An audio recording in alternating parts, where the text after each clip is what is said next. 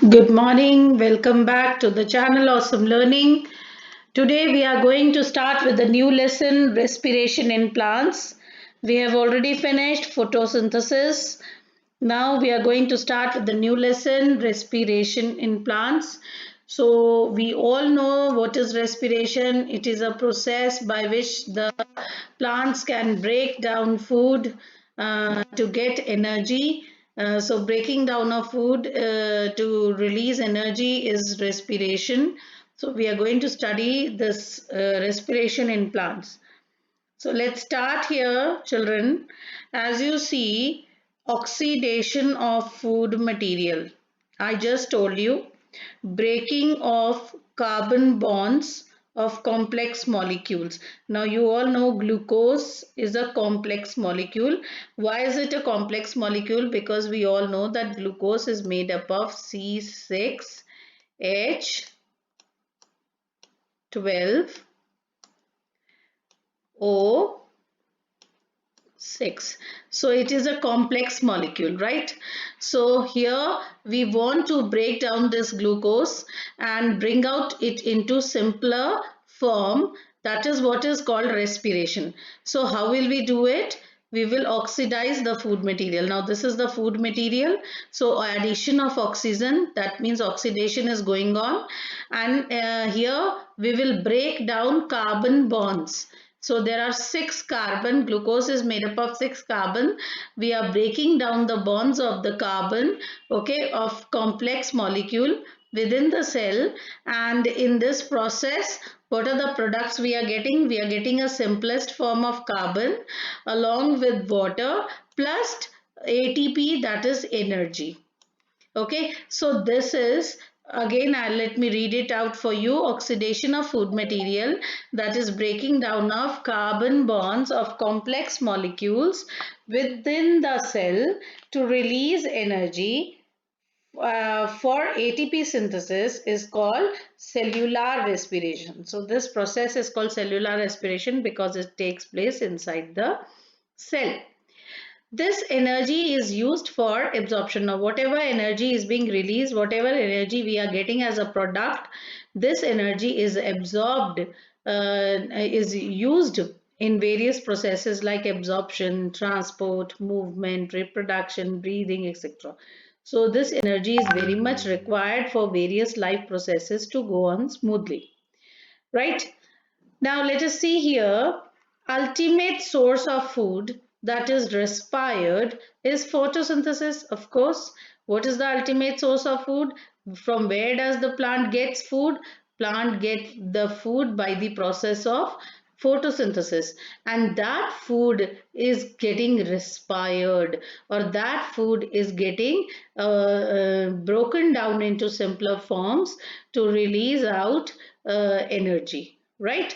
So the diagram also shows you here, see, photosynthesis in the presence of sunlight. Photosynthesis is occurring in the chloroplast, and from here the glucose plus the oxygen, this is being broken down, and the ATP or energy is released, which is stored in mitochondria. Now this energy is used up again by the plants for various processes. So it's a cycle. It's a cycle which should go on, and the supplies should be continuous. Now the first portion we have already done, photosynthesis. We are going to study about these processes that are going on through cellular respiration. Let's see here, children. Compounds that are oxidized during respiration are called respiratory substrate. So here what is getting respired is the glucose. So here the glucose is the respiratory substrate because that is being oxidized. Glucose is being oxidized, yani addition of oxygen. So glucose is being oxidized. So this glucose is called the respiratory substrate. Example, carbohydrate. Mostly the most common respiratory substrate is carbohydrate. Beyond that, proteins, fats and organic acids can also behave as a respiratory substrate. Then children, the energy released in is not used directly. Now whatever energy that is being released out, When the respiratory substrate is oxidized, we get energy. That energy is in the form of ATP. Now, directly this energy will not be used. It is not used directly. This ATPs are not used directly, but is used to synthesize ATP. Now what happens, all of you have known this, that if I am having, suppose I am having a lot of cash, suppose I am having 1 crore rupees and I want to travel from one place to another. So what is to be done? What is to be safe, that I should not carry the notes, I should not carry this currency, so much of currency along with me, because people will understand that I am carrying so much of money. So it's better that I should convert that money into a form which is not noticeable, like I can convert that money into a check, or I can convert that money into a card, right? So that that card or that check or that demand draft, whatever it is, that is not being noticed by anyone, that what am I carrying. Similarly, the energy which is being released is not directly used, it is converted into the form called ATP. This energy is released, and the energy released is converted into ATP. What is ATP? It is energy currency of the cell. ATP is the energy currency of the cell. So all the energy that is released in the process is converted into ATP. And when energy is needed, ATP is broken down again. Hence, ATP acts as the energy currency of the cell. Now, suppose I am carrying a card which has a value of 1 crore rupees. So now if I require 50,000 rupees, I will go to an ATM machine, I will put my card, and again I will convert that card into a currency. Similarly, the energy that is released is converted into ATP, and when required, this ATP is again broken down to release energy. So ATP here is the energy currency of the cell. Then children, breathing in plants. The topic here is breathing in plants. Till now we were doing the general introduction about respiration. Now let's see the breathing in plants. For respiration, plants get oxygen and give out carbon dioxide. Here for respiration, of course, plants get oxygen and give out carbon dioxide, because in photosynthesis just the opposite takes place. Photosynthesis is a process where plants get carbon dioxide and give out oxygen, but in respiration it is just the opposite. In respiration, plants will get oxygen and they will give out carbon dioxide. So in plants, gas exchange occurs via stomata and lenticels. So stomatas are the openings present in the leaves, and lenticels are the openings present in the stem. As you see here, stomatas, so you must be knowing stomata, you have already heard of stomata. They are the openings present in the upper epidermis of the leaves, and lenticels are the openings that are present on the stems. So whatever exchange of gas has to occur, that takes place through stomata or lenticels, right? Then children, there is a question here that arises, why plants need no specialized respiratory organ? Like we are having a respiratory organ, lungs. So why do plants do not require any kind of specialized respiratory organ? So the answer to this question is, each plant part takes care of its own gaseous exchange. Now in our body, in humans body, the whole body depends on lungs. Whole body is depending on lungs for the exchange of gases, but this is not the case with plants. In plants, the gaseous exchange, every part of the plant takes care of its personal gaseous exchange.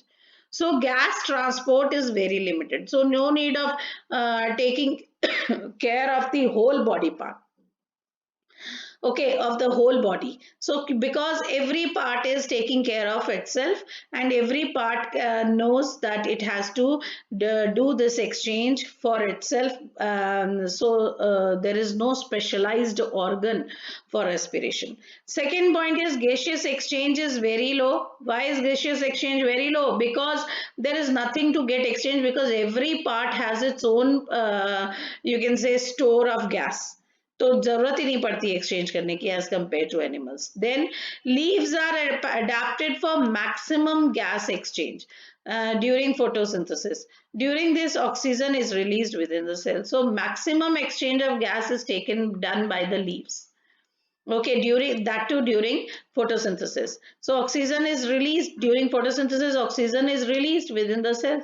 So these are the points that help the plant, or that solve our question that why plants are not specialized, having specialized respiratory organs. Okay. Then why plants need no specialized respiratory organs?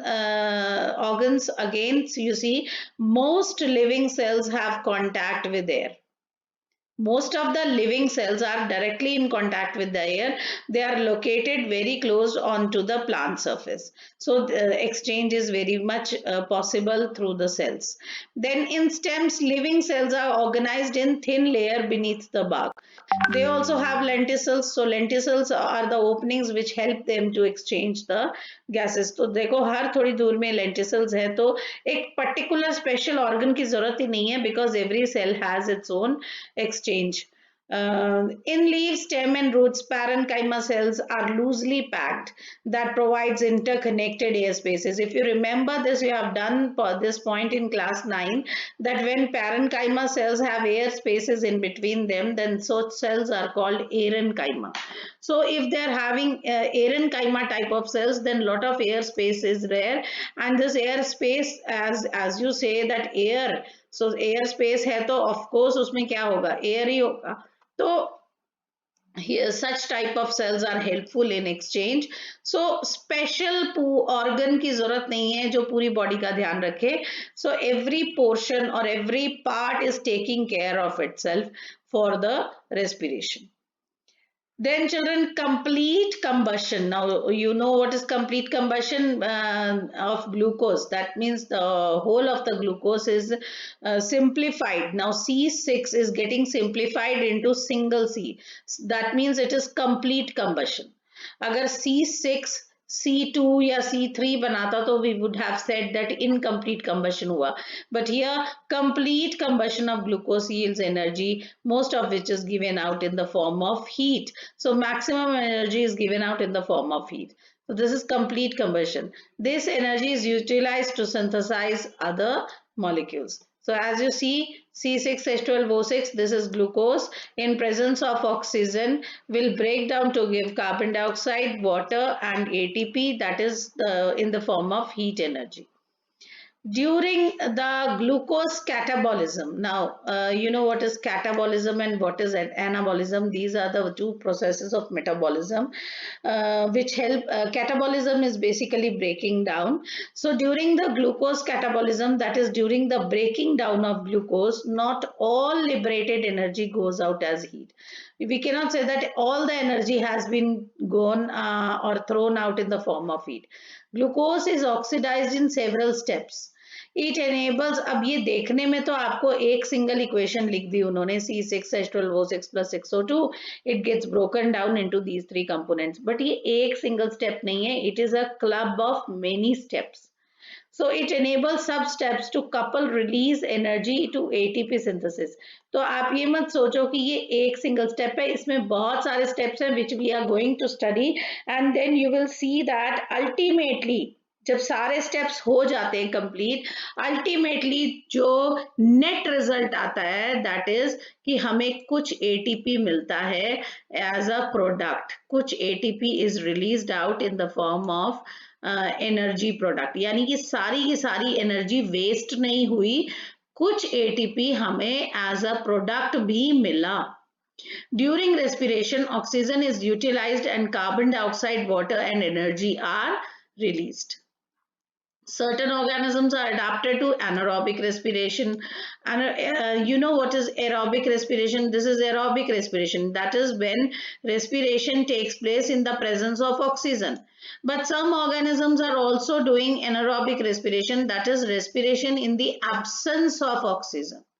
So some are facultative anaerobes, others are obligate. That is the obligation है. मतलब they are doing anaerobic respiration to just oblige कि चलो अगर तुम्हारे पास oxygen available नहीं है तो चलो मैं ऐसे भी कर देता हूँ.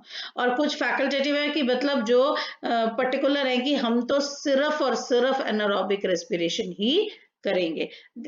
This is all we are going to do step wise later in the chapter.